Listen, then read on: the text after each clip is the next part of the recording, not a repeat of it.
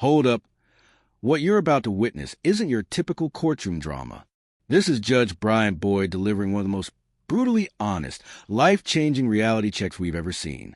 A 22-year-old defendant walks into court chewing gum, wearing shorts, completely disheveled, and this judge is about to do something extraordinary. Instead of just throwing the book at him, she's going to attempt something much harder, saving his life. But here's the twist.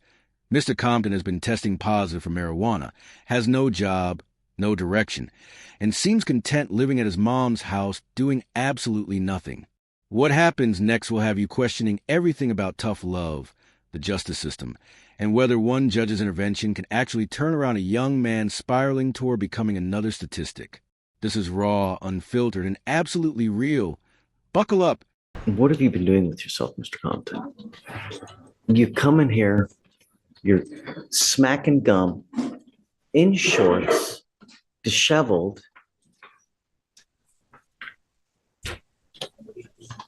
Where do you live? Who with? My ex, AT.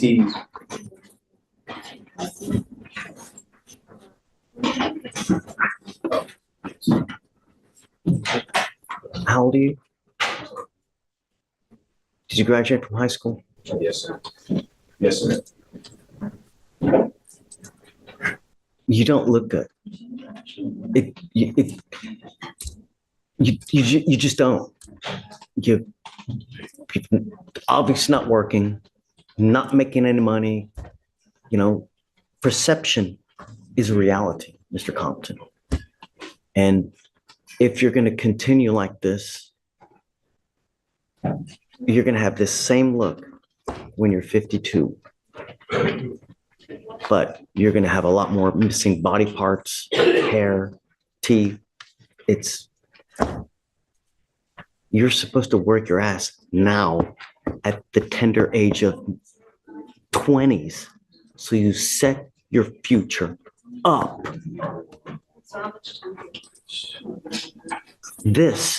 Something else is going on and we don't know what it is. I'm sending you for a drug test right now. Okay, let's pause right here because this judge just went from 0 to 100 real quick. She's not just calling out his appearance. She's painting a vivid picture of his future if he doesn't change course. Missing body parts, hair, teeth. That's not legal jargon. That's street reality. And notice how she immediately suspects drug use? That's years of experience talking. She's seen this pattern hundreds of times. Young person, no job, disheveled appearance, living at home. The warning signs are screaming. But here's what makes Judge Boyd different. Instead of just processing him through the system, she's making this personal. She's refusing to let him become another statistic. The drug test isn't punishment. It's intervention. She's basically saying, I see through the facade, and I'm going to get to the root of this problem, whether you like it or not. Right now, I want to know what, if anything, is in your system, first and foremost. If you failed to go, if you failed to take a test, I'm going to make your bond so high. We're going to figure out what's going on with you, because as it stands now, it just doesn't look good, and you're going nowhere in life. And I'm going to do everything in my power to try to turn that around. Do you understand, Mr. Compton? The way that you've been conducting yourself, the way you look, it's not a good look. And you will become yet another statistic of the system. The system failed me. I will refuse to let the system fail you, and I will do everything in my power to prevent it from doing so. Do you understand? First and foremost, I'm sending you for a drug test. You must come right back. Take a seat. You are not allowed to just smoke weed and do nothing. Do you understand, Mr. Compton? You are still testing positive, and the next time you test positive, you will stay with me. And there it is. He tested positive for marijuana. But watch what happens next, because this is where Judge Boyd transforms from judge to life coach. She's not just saying stop smoking weed. She's demanding proof of progress. 40 days have passed since their first meeting, and she wants receipts. This is accountability at its finest. She's essentially saying, show me you're trying to change, or I'll make the decision for you. The threat of jail time isn't about punishment. It's leverage to force change. And when she asks what he's done to better himself, she's not accepting excuses. This is tough love in its purest form. She's treating him like the adult he legally is while recognizing he's still acting like a teenager. The question is, will Mr. Compton rise to the challenge, or will he become another cautionary tale of wasted potential? Stay with me. Tell me, what have you done since the first time we've met 40 days ago that you've bettered yourself? What? Prove it. Yeah, Judge. He showed me his Indeed app. He's got, he's probably talked to 10 plus employers. How many interviews have you had? I got to think and check. When is the last time you put in an application? Into who? Can you look at his phone, Judge, at the bench? Sure. Okay. So let's do this. Well, I'd like you to just take a seat. How many applications has he put in? How many dates has he done it with? And I'd like a full breakdown of what he's done in the last 40 days. Okay. You know, just other than just smoke weed, what has he done? You have to set lofty goals, right? You set your vision high. Go for the gusto. Go for the gold. Don't settle for down here. There are companies that are starting out $15, $19, $20 an hour. That's what you want, because that's where you're going to make money. It's fast food.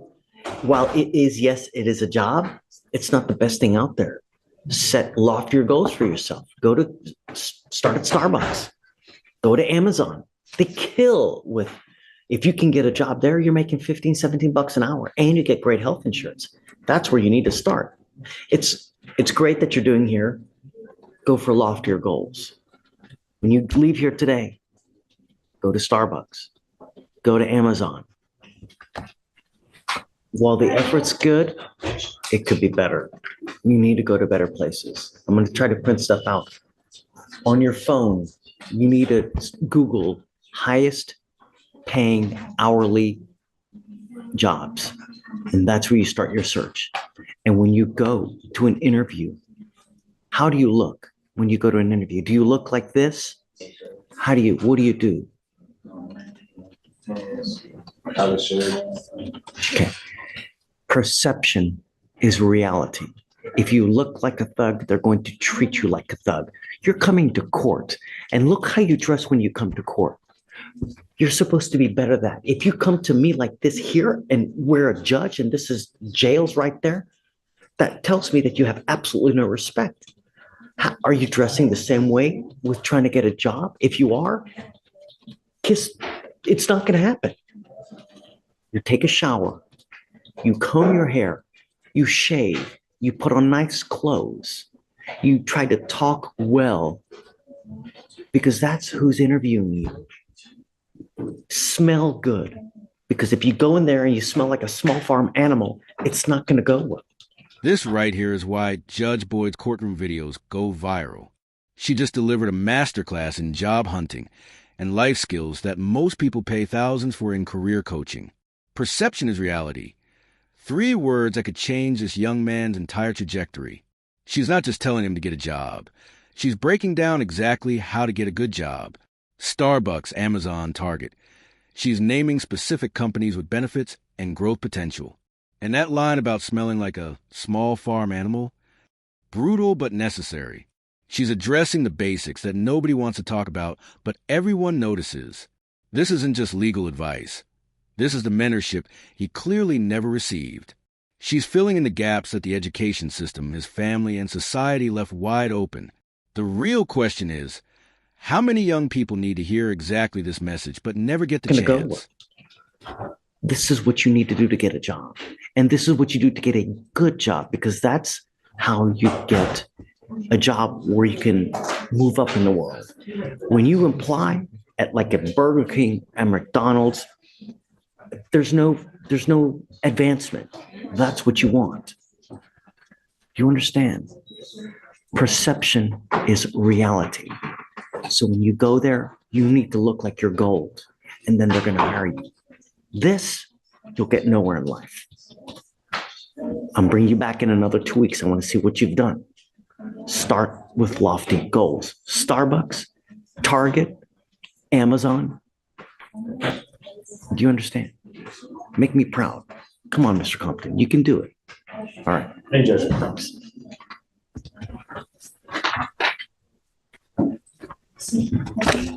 What we just witnessed isn't just a courtroom proceeding.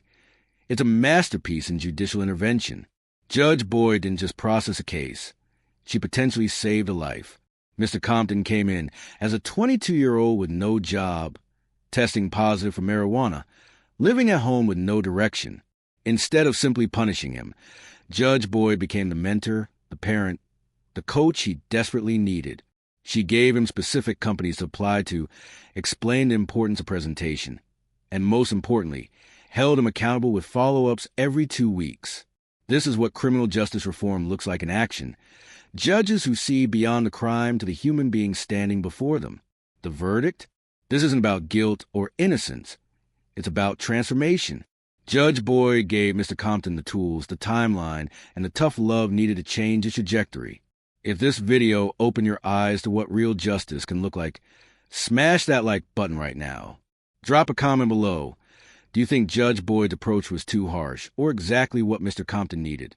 And if you want to see more incredible courtroom moments that will change how you see the justice system, hit that subscribe button and ring the notification bell. Share this with someone who needs to hear this message, because sometimes the toughest love is the truest love. We'll see you in the next one.